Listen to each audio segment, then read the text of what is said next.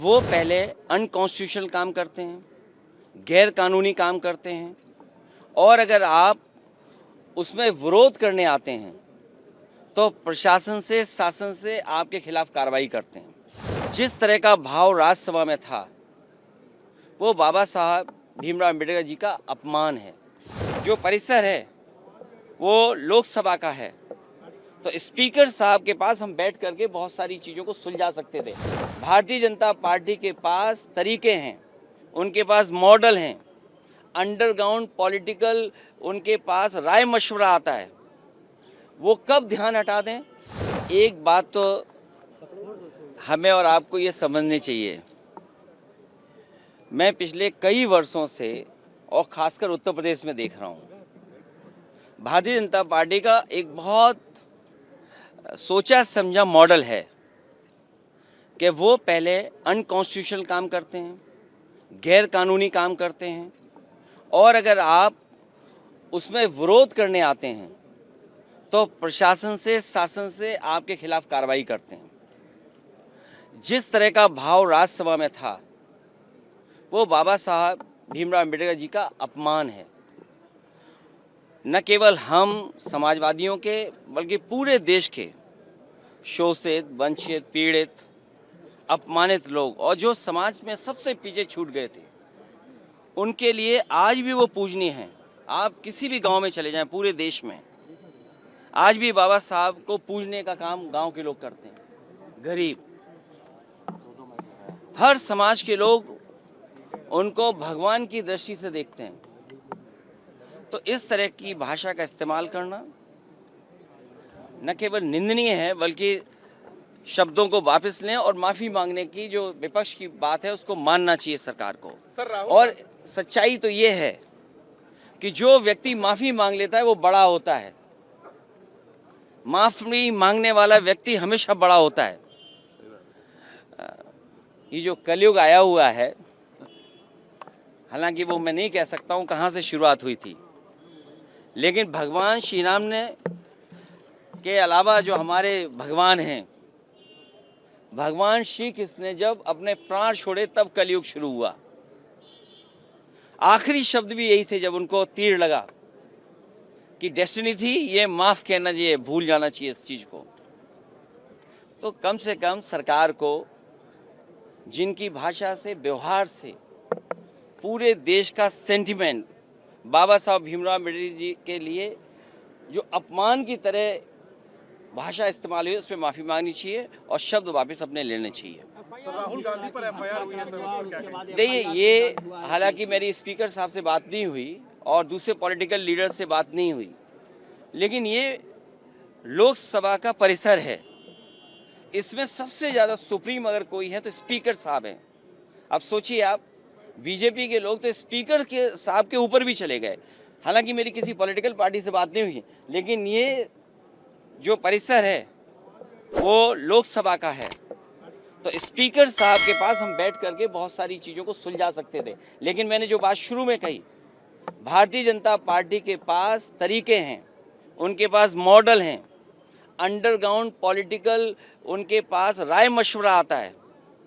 वो कब ध्यान हटा दें, और पहले तो खुद अनकॉन्स्टिट्यूशनल काम करते हैं, पहले खुद गैरकानूनी काम करते हैं, और फिर शासन प्रशासन से ऐसा कुछ करते हैं जिससे कि दूसरे पर आरोप लग जाएं। और मैं तो फरक्काबाद के सांसद जी को देख रहा था, वो सर्टिफिकेट वाले सांसद हैं। अगर उनको इलाज, दवाई की ज़रूरत हो तो उनके लिए सलाह यही है कि हम फरक्काबाद से डॉक्टर बुला करके फ्री इलाज करा सकते हैं उनका। सर बर्ग साहब पे एक और एफआईआर हो गई है, बिजली चोरी का एफआईआर। फिर मैं बोल रहा हूँ आपसे, ये बीजेपी का मॉडल है। किसी के घर में छापा मार करके इस तरह का काम करते हैं। पूरे उत्तर प्रदेश में सबसे ज्यादा बिजली को लेकर के गरीबों को परेशान किया जा रहा है।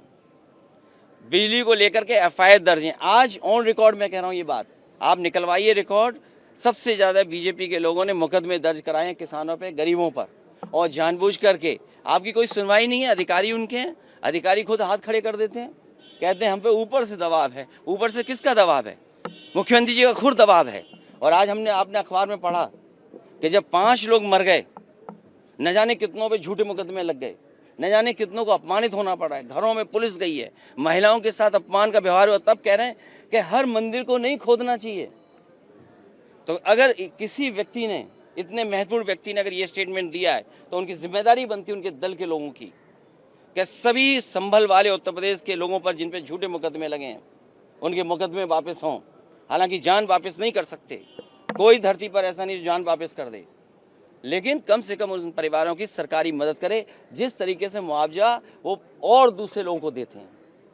सर, आरएसएस चीफ ने जो कहा है कि सद्भाव से रहना चाहिए और उन्होंने कह दिया, इसी में कह दिया। सर, कल जो कुछ हुआ संसद भवन परिसर में, तो इस तरह की घटना ना हो। अब मैं तो चाहूँगा ऐसी घटना ना हो। हम एक दूसरे से, हमारा हमेशा व्यवहार अच्छा रहता है, लेकिन बीजेपी वालों को कौन समझाए, बीजेपी वालों को कौन समझाए। सरकार उनके पास है, प्रशासन उनके पास है, पुलिस उनके पास है। अगर ये लोकसभा परिसर में हुआ है तो चाहे कांग्रेस चाहे बीजेपी को सबसे पहले स्पीकर साहब के पास जाना चाहिए था। बीजेपी को स्पीकर साहब से शिकायत करनी चाहिए थी। और अक्सर हम और आप देखते हैं, जब आपको बाहर किया जाता है तो स्पीकर साहब आपको बाहर करते हैं, पुलिस बाहर नहीं करती है आपको। तो ये शिकायत अगर बीजेपी के लोगों को करना था तो स्पीकर साहब से शिकायत करते, स्पीकर साहब सभी लीडर्स को बुला लेते, हम लोग बात कर लेते। अखिलेश जी, कल जो धक्का मुक्की वाला प्रकरण जब आपकी जानकारी में आया, उसके बाद फरक्काबाद वाला तो नकली सर्टिफिकेट से जीत करके आए हैं, केवल सर्टिफिकेट से जीते हैं वो। और मैं तो कहूँगा उनके इलाज के लिए हम लोग मदद करना चाहते हैं। पंजाब के किसानों पर अखिलेश जी मिलने जाएंगे क्या सर? किसान बोर्ड से हटाए। लोहिया जी की वो बात मुझे याद आती है। लोहिया ने कहा कि एक तो जेल में जाते रहो, दूसरा फावड़ा और तीसरा वोट। तो किसान की हर मांग के पक्ष में हम, और भूख हड़ताल के पक्ष में हम नहीं हैं। लोहिया जी, समाजवादी लोग कभी भूख हड़ताल के पक्ष में नहीं रहे। हम लोग संघर्ष और बोर्ड की ताकत से हटाने के पक्ष में रहे हैं। हमें उम्मीद है किसानों की सरकार सुनवाई करेगी। और आपको भी पता होगा कितनी किसको चोट लगी, आपसे बेहतर कौन है, सब कैमरे आपके पास हैं। अब आपका चेहरा भी बता रहा है कुछ ऐसा है जो हम नहीं जानते हैं।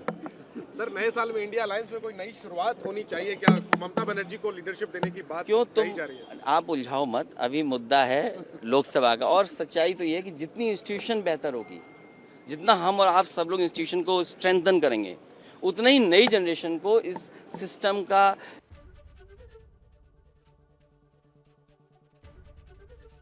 एबीपी गंगा, खबर आपकी, जुबान आपकी।